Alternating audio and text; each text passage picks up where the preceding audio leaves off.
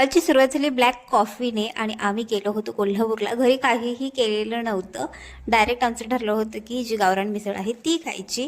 पण त्याआधी खाल्ला पेरू आणि त्यानंतर आम्ही गेलो मिसळ खायला। आणि मिसळ तर नेहमीप्रमाणे एक नंबर होतीच। मिसळ खाऊन झाल्यानंतर आम्ही गेलो होतो भांड्यांच्या दुकानामध्ये।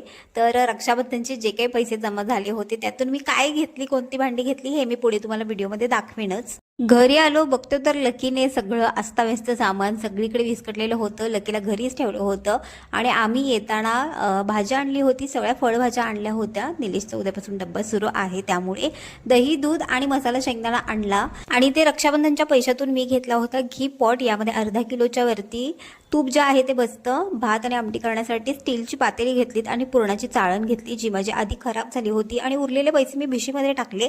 तर आजचा मिनी व्लॉग आणि घेतलेली भांडी कशी आहेत नक्की सांगा। Okay bye. सकाळची सुरुवात झाली